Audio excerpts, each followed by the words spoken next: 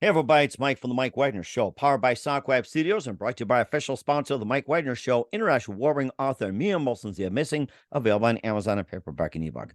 We're here with an amazing lady who is a singer-songwriter raised in South Jersey, Philadelphia area, now in Los Angeles. She began her career at 6, writing her first song and becoming lead guitar singer of a punk rock group during her teen years. She opened up for Marky Ramone and also an activist in the cannabis industry. She also opened up for Snoop Dogg, Travis Barker, and she's had some releases on Spotify, YouTube, Pandora as well too, with Bernice, Heatwave, Eyes Wide Shut, and more. She's got a new song out there, which we'll be playing at the end of the audio interview, which is Class Enrollment. We also be talking about Pure Imagination from the upcoming album, The Algorithm. We think about algorithm on Facebook. Well, she's got a different perspective. Live, ladies and gentlemen, from the Plus Studios in beautiful Southern California, the amazing singer songwriter raised in South Jersey, Philadelphia, now based in Los Angeles, the multi-talented Wowashwow. Wow. Good morning, good afternoon, good evening. Thanks for joining us Wow. today. Good morning, good afternoon, Mike. What an introduction. I was like, wow, well, who's coming out after me?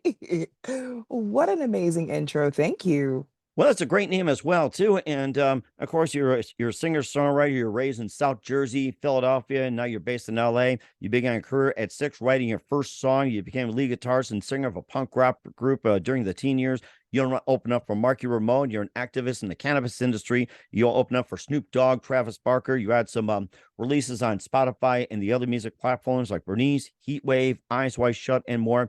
You have an upcoming album called The Algorithm. It's not something that we associate with these days on social media. We'll be playing your song at the end, Class Enrollment. Also talk about Pure Imagination and more. And before getting to all that, wow, it's what a name. And before we talk about how you first got started, how'd you come up with that name? We'd like to hear more about it.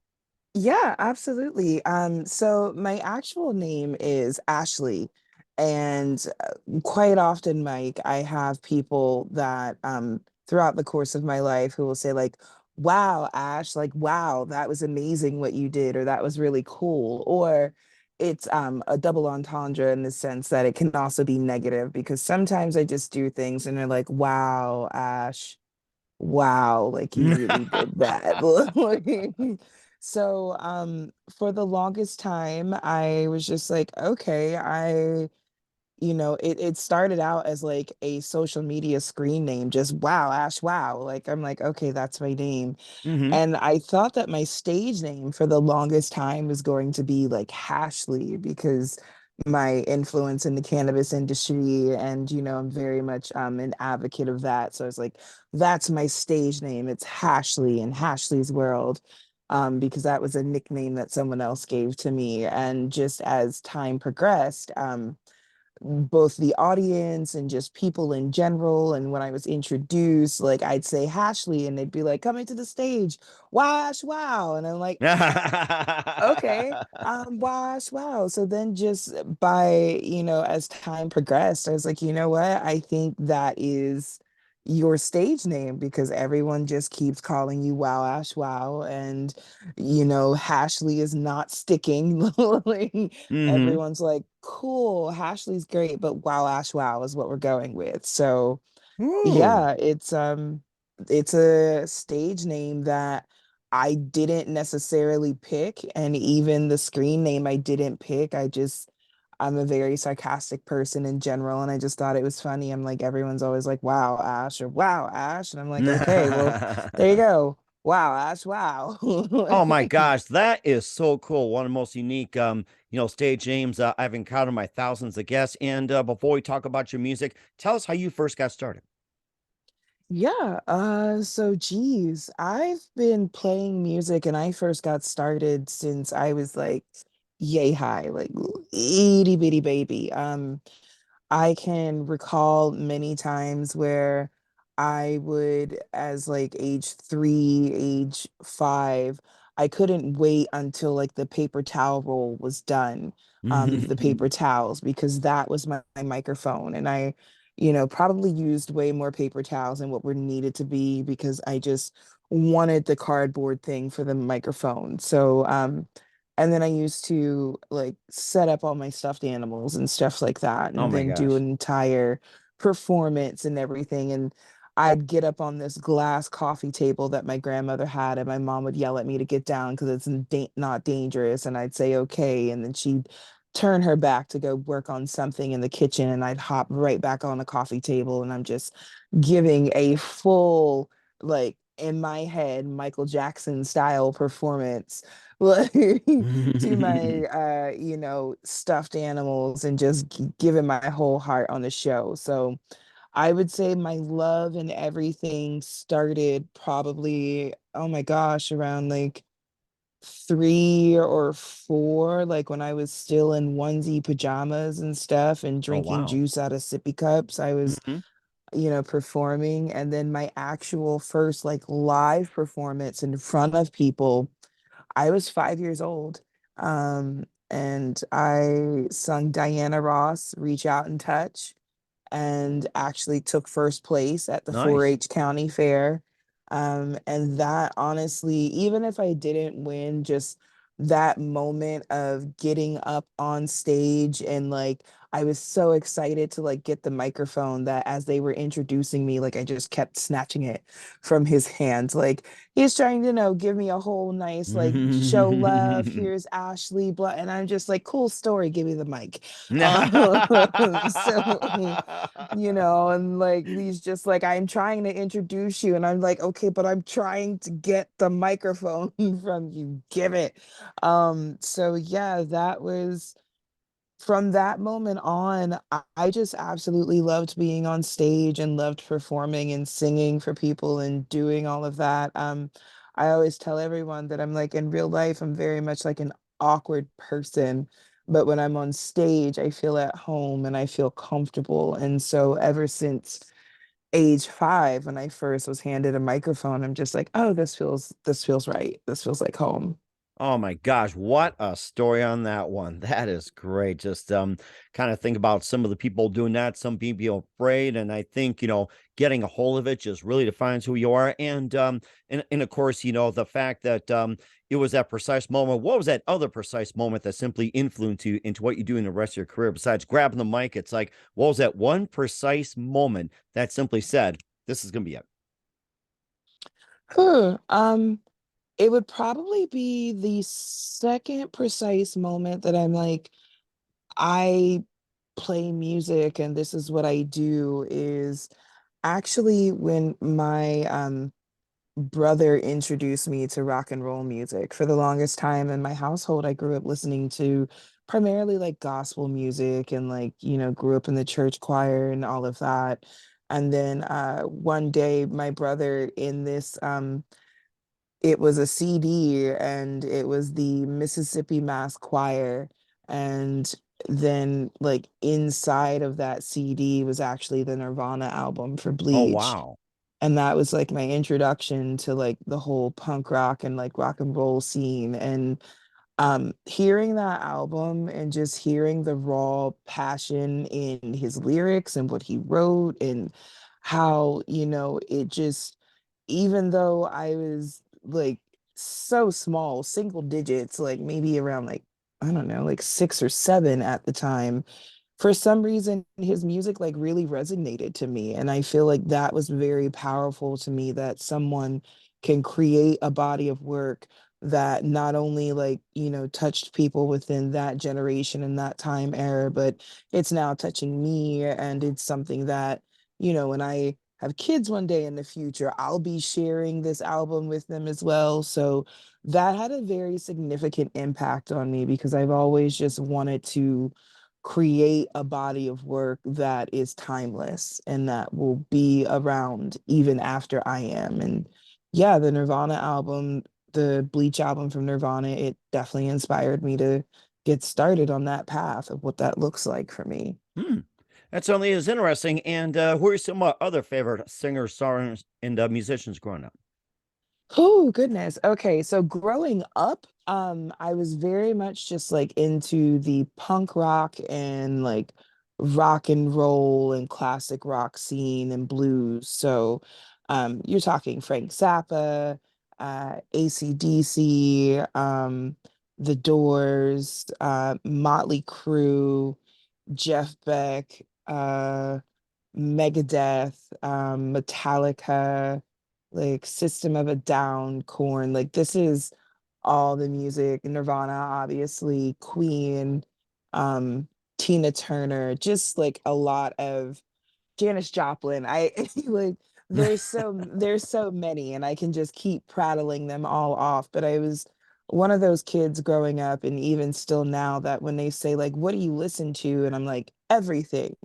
And they're like, no, that's like a cop out. Like you no, I genuinely listened to everything from like classic rock to like classic arias.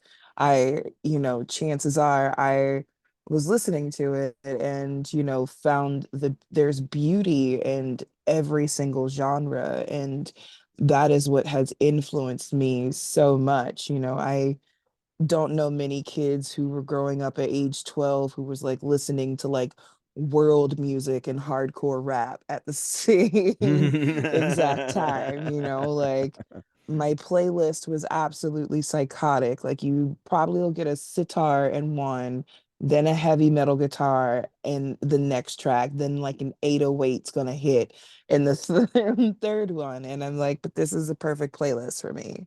Oh my gosh. And of course, you also create a perfect playlist. You add some music out there suitable for other playlists like Bernice, Heat Wave, Eyes Wide Shut will be playing class enrollment at the end of the audio interview. We want to check that out. And of course, you also open up for some amazing names out there with Wowashwow. But first, listen to the Mike Wagner Show at the MikeWagnerShow.com, powered by SonicWeb Studios. Visit online at SonicWebStudios.com for all your needs. Looking at a professional website without breaking your budget, Sonic Web Studios is the answer. Sonic Web Studios offers fast, affordable custom web designs that blow the competition away. Call today, 1-800-303-3960. It's 1-800-303-3960, or email to support@sonicwebstudios.com. Mention the Mike Wagner Show, get 20% off your first project. Sonic Web Studios, take your image to the next level. Also, time to give official shout out to our official sponsor of the Mike Wagner Show, international warring author Mia Molson-Zia. If you love fast-paced mysteries, you'll love Missing by Mia Molson-Zia, available on Amazon and paperback and ebook. Missing is fast-paced and intriguing with an unforgettable twist. Takes place in 4 countries, 2 strangers, 1 target, where truth is illusion and those you love will be the first go missing. It's available on Amazon and paperback and ebook. Missing by Mia Molson-Zia has garnered great reviews. And Eve 11 enjoys by Howard celebrities, including Joanna Cassidy, Forbes Riley, and many others. So grab your copy today for it goes Missing by Mia Molson-Zia, available on Amazon. Also, check out the Mike Wagner Show at the MikeWagnerShow.com on over 40 podcast platforms, heard in 100 countries, including Facebook, SoundCloud, Spreaker, Spotify, and iHeartRadio. Also on Podbean, Apple Music, and plus subscribe to the Mike Wagner Show on YouTube, BitChute, Rumble as well too. Also heard on Odyssey, Radio Public, Stitcher, and a few others as well too. And follow us on Twitter, Instagram, LinkedIn, and TikTok. Make sure you take us with you on any mobile device. And for great gift ideas, go to Amazon.com. Check out the Mike Wagner Show podcast. T-shirts, pop sockets, throw pillows, tote bags, hoodies. Makes great gifts 24/7. Go to Amazon.com. Check out the Mike Wagner Show podcast. And for more great gift ideas like T-shirts, pop sockets, hoodies, phone cases, and more, Amazon.com/Mia Molson-Zia for great books like Missing, Once, and Wrinkles, and support the Mike Wagner Show on Anchor FM, PayPal, and the MikeWagnerShow.com. We're here with the amazing singer, songwriter, raised in South Jersey, Philadelphia, now based in Los Angeles, here on the Mike Wagner Show. Wow, Ash, wow. And what a story she's got. And before we talk about some of the people you've opened up, like Marky Ramone, and also for Snoop Dogg, Travis Barker, and more. Tell us about your Jersey going from South Jersey to Philly over to Los Angeles. Yeah, absolutely. So my journey from, oh, I'm so sorry, the dogs are barking. They're like, we want to be a part of the podcast too. You know something? It's not the case of who letting the dogs out. I mean, it's getting a little too cliche, but if your four-legged friend wants to come on the show, feel free to do so. I think he's kind of barking right now. So I think so. All right. Okay, okay, BB. so all right, Okay. so yeah, Guys... so yeah, we'll get him on the show as well too. It sounds like They're she's like, we kind of an want to be animal on the show. What's that? They're like, we want to be on the show. The funny thing is, I knew. Come here, Cocos. Oh, I Cocos, that's the knew. name. Okay, all right. Well, we have a special guest that decided to join the Mike Wagner Show, Cocos, and let's get Cocos on the stage. And hello, Cocos. Hello, Coco. Tell us And all then her about sister Cocos. BB is chasing a squirrel. She's like, I have zero interest in BB. Come here. Oh, Come say BB. hi. Okay. Oh, so you have two dogs. Yeah, there's two. There's Wow. Okay. Coco and there's BB. Hi, BB. Hi, Coco. Hello. She's Woo, like, woo. how did I get in this interview? I was chasing a squirrel. Oh, you're chasing the squirrel. Okay. Well, I'm glad it's got ADHD. So, tell us more about Cocos and BB. So Coco and BB, they are actually adopted, and they are two old ladies. Well, she's like, speak for yourself. I am not an old lady. Um, and yeah, Coco, she is the diva, and then BB is the runner and likes to check out everything. But Coco, say hi. Hello, Say Coco. Say Hi. she's like, I don't do camera. As you can see, she will do everything to avoid. Okay, okay. All right. She's like, I don't do cameras, well, but that I'll stare at you. Well, that's perfectly okay. It's great to have some special guests on the Mike Wagner show like that. And of course, you going from South Jersey, Philadelphia, now based in LA. And I think we're talking about that before they decided to jump in too. So hopefully they didn't follow you from the East Coast over to the West Coast. They kind of walked behind you or something or what? No, so they came adopted from the shelter here in LA. And yeah, I have a dog back home that my mom takes care of. She is a blue nose pit bull. Her name is Nugget. But here out in LA, we have Miss Coco. We have Miss Coco, who she likes to be held by a baby, and she's like, I don't care that you have an interview. Hold me. Well, it's good to multitask at the same time too. We love having pets on the Mike Wagner show. I've got a beagle boxer myself, but it'll probably just Aw. wreck the whole studio. So, try to break through the lens and everything like that. And maybe sometime we can get around that. You also open up for Marky Ramone as well too, and also for Snoop Dogg and Travis Barker. And tell us about that. What was it like opening for those guys? Yeah, so opening up for Mark Ramone was actually surreal because growing up as a kid, like listening to the Sex Pistols, that's like absolutely what I loved that band more than anything. So the opportunity to, they're like, hey, do you want to open up for Mark Ramone? And he's doing like a DJing set, but he wants a band to open for him. And would you want to do it? And I'm like, at first I was like, okay, who's like joking with me? Like, this is not real. Like, so my like just hero in general, like one of the people from the Ramones, they want to like have me play with them. Okay, amazing. So yeah, I did that show, and then for him to be like, you were awesome and your set was great was like really, really cool. And then the opening for Snoop Dogg and Travis Barker, that was just recently. It was in this past last year May actually, and that was also one of those things where it was like it's in Vegas, it's a really big show. Hold on one second. BB, BB. BB Uh-oh. baby. Chasing squirrels again or what? Yeah, she's like, I want to I want to make all the noise. Okay, Coco, I'm gonna put you down. And then BB, where is she? Uh-oh. Probably trying to Okay. find Snoop Dogg or something. So, Yeah, no, she's trying to find Snoop Dogg or Snoop Squirrel or whatever it is. I figure if I just keep petting her, that she'll not be so barky. But now that she's like, I'm outside and I can run around, she might have a few more barks for you here and there well, well, throughout that, the interview. she'd provide a great shout out too, and we appreciate those as well too. And of course, you also play in a band for a number of years too, and you also Mhm. went into solo as well too. Yeah, Bernice, Heat Wave, Eyes Wide Shut. Also, you had Mood, Queen, Rick Ross, and you also had an album too, which we forgot to mention about. I'm a hash hole. Hash hole, yeah. Um, which if you can already get with like my whole like focus on, the cannabis industry, and then also just like my love for music and everything in general. I'm a very sarcastic person, so I thought the I'm a hash hole would be a very like clever play on words because like it's just me. I'm a hash hole. This is who I am. Like I am, an artist, a musician. Yes, I'm a stoner. I'm all those things, but it's all in a very fun and playful way. So that's where you got the whole title of the hash hole.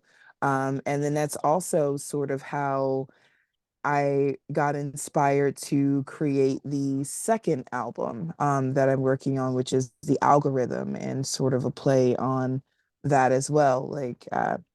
Because for the most part, a lot of artists, and I don't want to even like blame it on artists, but I'll say for myself, I was very focused on writing music and creating things that would feed social media and feed the algorithm and feed, like, I need to create music that is appealing to the algorithm so that I can get streams, I can get this, I can, all these like things that us as new artists think in our head that equals a level of success, and um I got it was getting away from creating music that A made me happy and B that I felt had some type of an impact, not just on myself, but could have an impact on other people. Um, and I was just writing things that I'm like, oh, this is Instagram friendly, this is TikTok friendly. So the algorithm is actually me changing and pushing away from that. Because, so many of us artists, we are like just boxed into creating for this app that's a series of zeros and ones. And we are letting these computer programs dictate to us what art really is when art is from the soul, art is from the mind, art comes from many different avenues. Art can even come from, you know, AI, but it's not exclusively that. So that was why I thought of the algorithm. It has a little bit more of a serious meaning for it, but it's also, a play on words, just like I'm a hash hole. That's rather interesting. And I was going to get to that point, but I think you summed it up pretty good. Of course, the songs we kept mentioning about, you can just pick a few and tell us about it and what inspired you to write them. Yeah, absolutely. So for the first album, I'm a hash hole.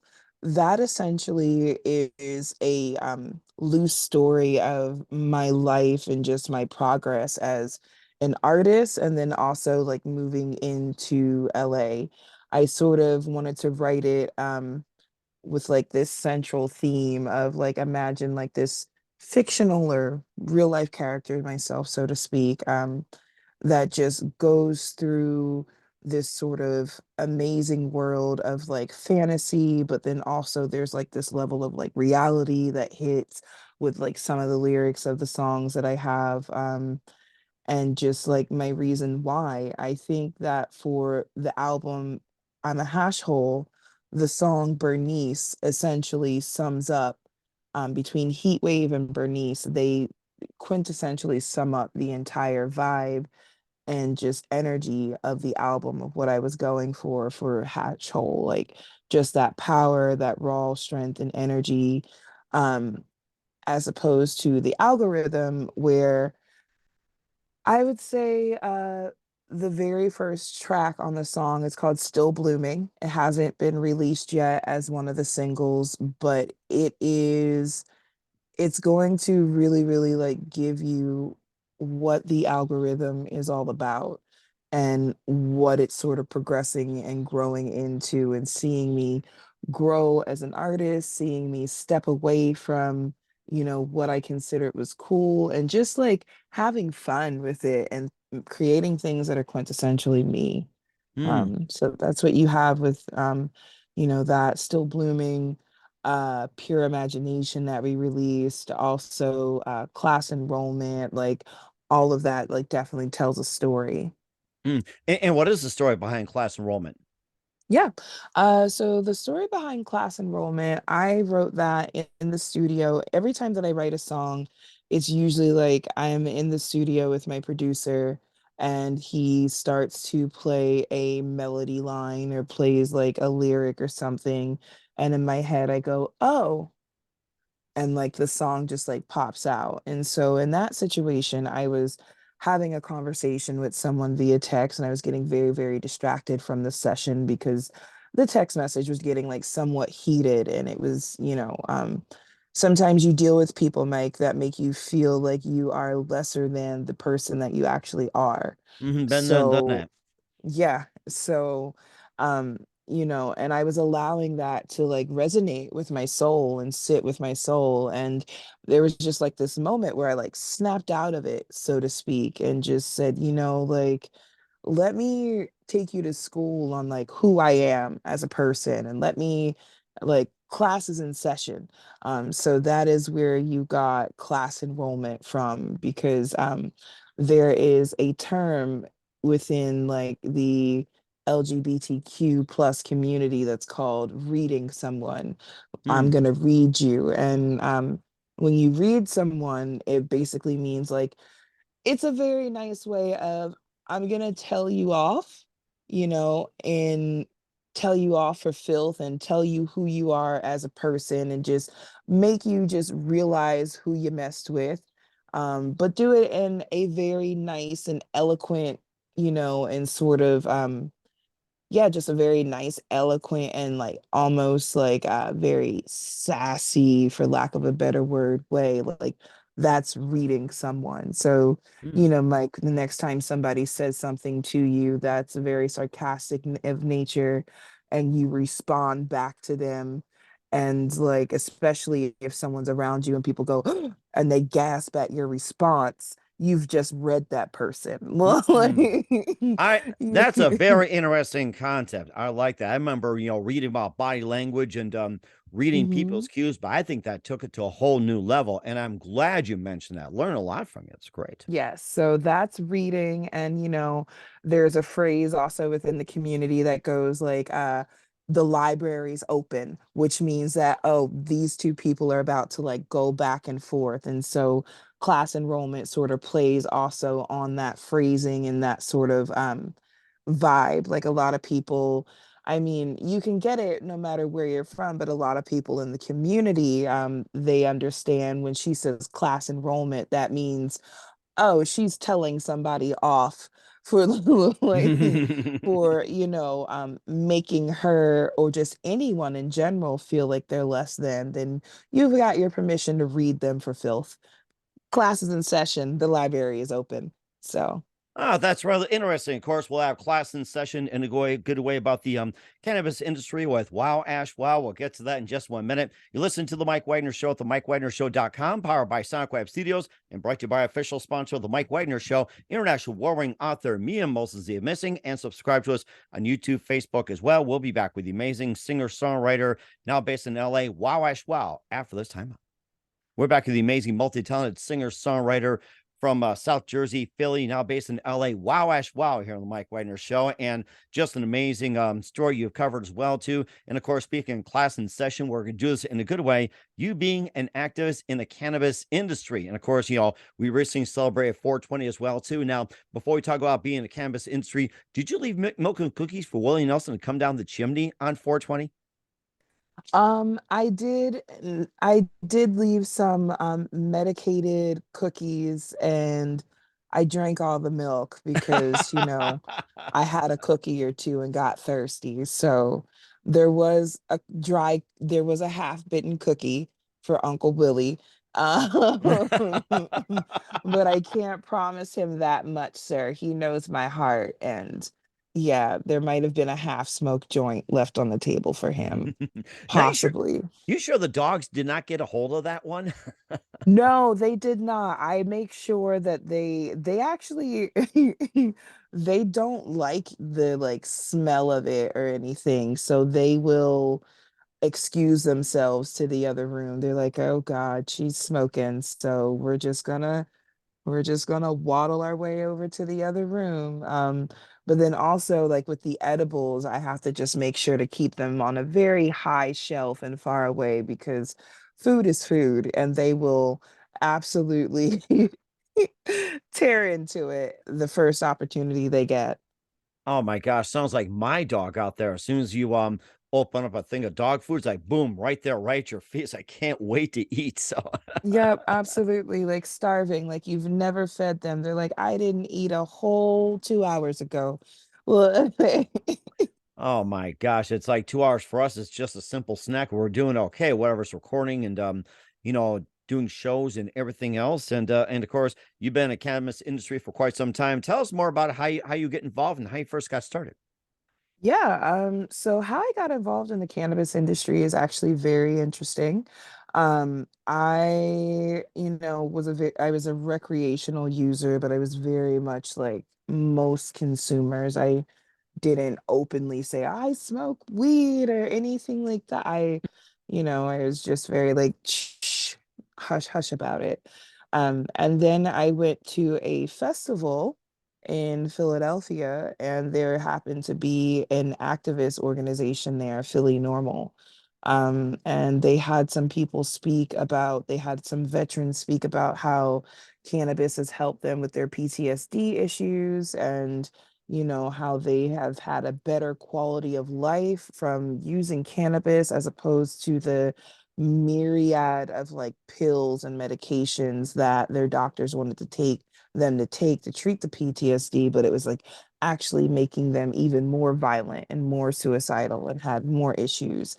And then when they tried cannabis, they were able to, eventually wean off of all of the prescription medications that their doctor had prescribed and then exclusively use cannabis. Also, alternatively, like in Israel, when soldiers are finished fighting, instead of them getting, pills and everything for their PTSD, they actually get an 18-month subscription for medical cannabis. Wow. Yeah. And so, like, that's one of the first things that they get so I'm like, you know, obviously, if this country is doing this for their soldiers, there's got to be some sort of method behind the madness of why they say, here's a prescription to smoke weed and to also have some therapy, as opposed to here's all these prescription pills that we want you to And, try out. and it We costs the taxpayers a lot of money too, and huge claims work exactly. for Medicare, Medicaid, and the hospital system or whatever network you use in Los Angeles or wherever. Exactly. And so, that really inspired me because I'm like, wow, like this man's life was actually changed for the bet. Like he got his quality of life back. Like he was the happy person that he was prior to, going and serving our country. But now this man who has served our country is possibly facing like criminal offenses because he is using the only thing that helps him, but it's illegal.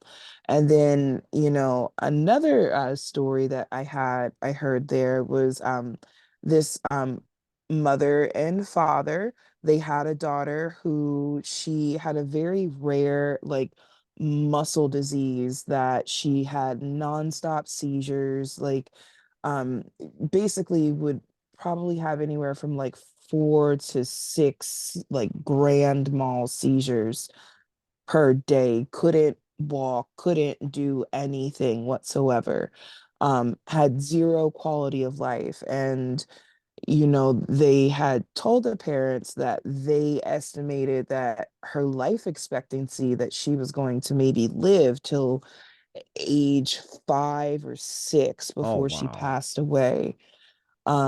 And then the parents, through, them doing their alternative research and looking into alternative medicines, they discovered that uh, cannabis, but specifically when you extract it into an oil, that those properties have been helping people that had seizures and different things and just things that were similar to hers. So these parents actually learned how to make cannabis oil, and they put it in capsule form because obviously they don't want their small child like smoking, rolling Right. up Yeah. and Or smoking. having too much THC in there, which is like, some Exactly. states have like, a limit like point 0.1, point 0.3, whatever it is or something. Exactly. And they could also monitor the dosage and stuff to, like, make sure that they're not overdosing her or anything of that nature. So they started doing that. And, now fast forward to where they were speaking on stage, and their daughter was 9 years old.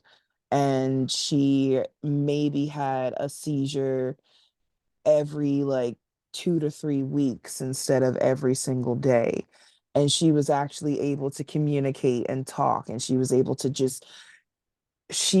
actually even able to play as a child, all Nice. because they were treating her with these Rick Simpson like capsule oils, these like cannabis capsules. But then the problem with them is that they had been reported by someone.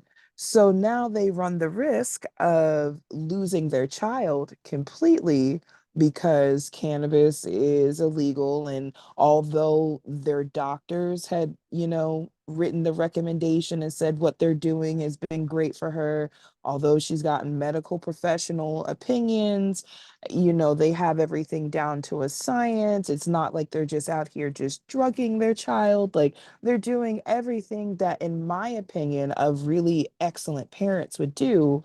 And I'm like, but now they're running the risk of having their child taken away because what they're using is not legal. So it was those two instances, Mike, that, like, for me, it was an immediate call to action. I'm like, oh, okay, so this is something that's just bigger than rolling up a joint and smoking and getting really stoned. Or like, this is, yes, it influences me musically and creatively, but like, this is so much of a bigger cause than like all of that. And that's honestly, Mike, that's what got me involved to, like, making signs and marching during like the Republican National Conventions, Democratic National Convention, like just, pushing, pushing, pushing until finally Philadelphia decriminalized it. And then after they decriminalized it, they introduced the medical marijuana bill. And now there's dispensaries in the city of Philadelphia. And now there's, a lot of things. Now people that live there that have like cancer issues or things where they need access to clean medication, they can now go and get it without running the risk of dealing with some unsavory characters in order to get it, Hmm. and then B, getting arrested because you can now just walk into a store and you can buy the product that you need that will help you. Hmm. Now, this came to mind as well too. We talked about THC for a little bit. Some states allow a certain amount of THC. Some, don't approve of it. Some give a liberal amount. How much THC is allowed in Philadelphia? So in Philadelphia right now, the percentages are testing out around like 20 to like 30% at the maximum is like what I've seen. Okay.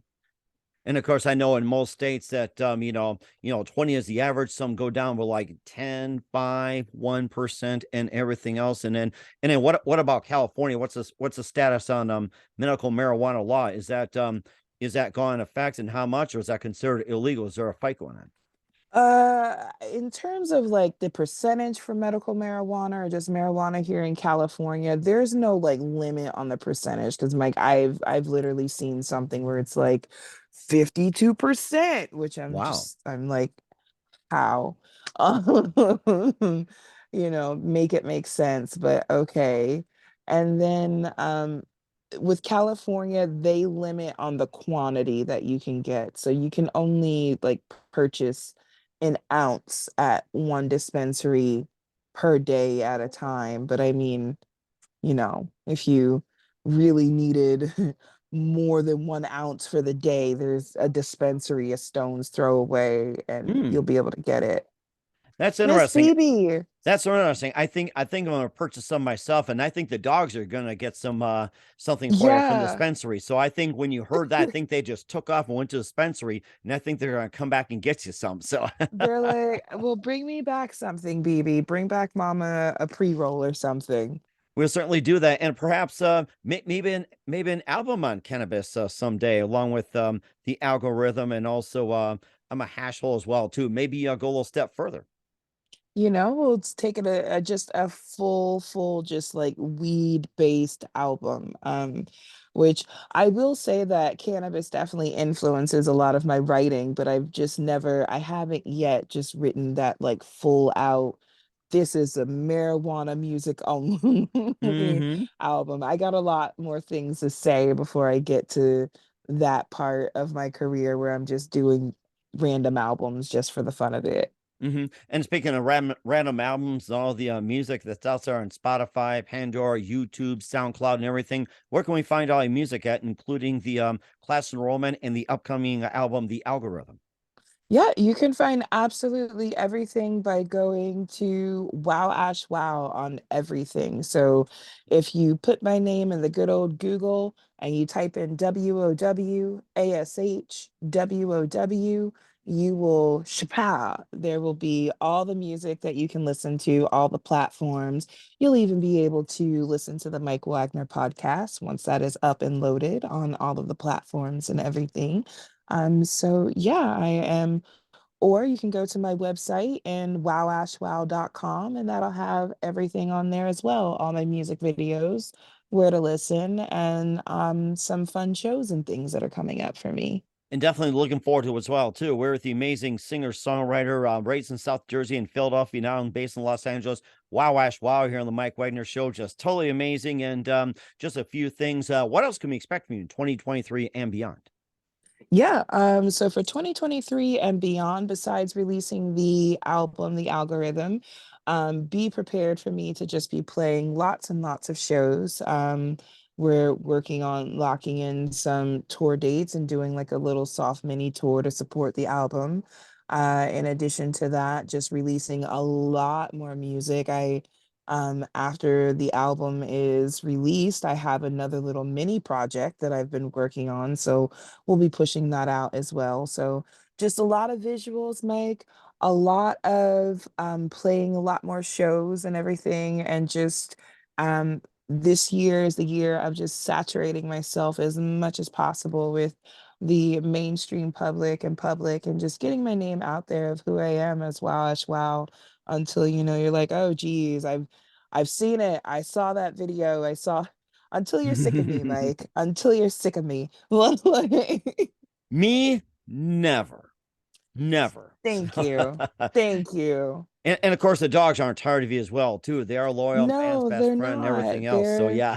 They're staring at me. They're like, we want snacks, we want treats, we want all the things. And Willie, too. So, don't forget that. So, Yes. And Uncle Willie as well. He's calling us as well. there you go. And that's a good thing as well, too. And who to consider biggest influence in a career?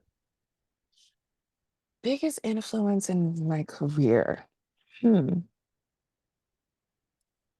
In terms of just like In general. up in general, probably right now my biggest influence in my career would be my both my production team and my creative team that I'm working with right now. Like I don't know where I would be without them. My creative team, Voodoo Visuals. Hi, Mitch. Hi, Gary. Hi, guys. All of them, they have been with me since I've been out here in LA for the past like 2 years now. And we've just been building. And then, my production team that's been helping me to grow in terms of an artist. From the band that I work with, Heaping Teaspoon, to my current producer that's helping me to produce this album, The Algorithm, Sam J. Garfield. Just all of those people on my team have been very integral in like the growth that I've been having and just even me pushing as an artist. And certainly indeed as well, too. And what's the best advice you can give to anybody at this point? Keep going. Consistency. I've been hearing this phrase like over and over a lot lately. And lately, Mike, I've been very much into like manifestation as a real thing. It's like when you focus on it and you truly keep like what your desires are in your heart and you keep pushing for it, that things do manifest and come to fruition. And one of the things that I've been hearing is talent without consistency is absolutely nothing.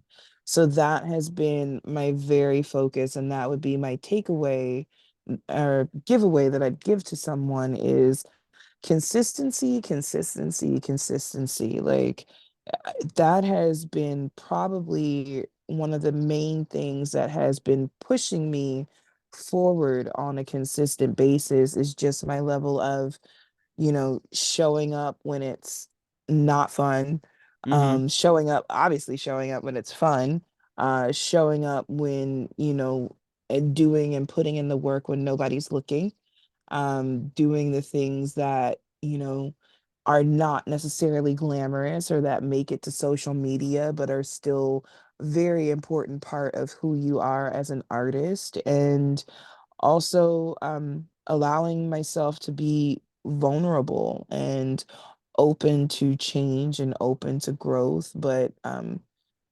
staying consistent, Mike, has been one of the biggest things for me is because I am a procrastinator, queen of procrastination, queen of like the stop but not finishing things. But like this year, I'm just like, what happened, girl, if you actually try and like actually just stay committed? And I'm seeing what happens, and it's pretty cool. Mm-hmm. It does sound like it too. Consistency is a key, and of course, don't put it off to tomorrow. So we do that way too. So we're here with the amazing Wow of Class Enrollment, Pure Imagination from the upcoming album, The Algorithm, and also activist in the cannabis industry here on the Mike Wagner Show. Wow, it's been great. Just want to thank you for your time. You've been absolutely fantastic. Learned a lot. Looking forward to having you Thank again soon. you. Keep us up to date. Keep in touch. Love to have you back. Once again, what's your website? How do people contact you? Where can people purchase or check out your works? Yes. So you guys, first of all, thank you so much, Mike, for having me on the show. It's been an absolute pleasure to sit down and chat with you. You can check out everything on wowashwow.com. That is WOWASHWOW. And guys, you can put that in Google, you can put it in Spotify, it Wow Ash Wow on everything, and you'll find me. We will certainly do so. Once again, Ash, a very big thank you for your time. You've been absolutely fantastic. Looking forward to having you again soon. Keep us up to date. Keep in touch. Live have you back. Wish you all best. And Ash, wow. You definitely have a great future ahead of you. Thank you so much, Mike, and I appreciate for being on the show. And yeah, you were amazing. Hope to come back on soon.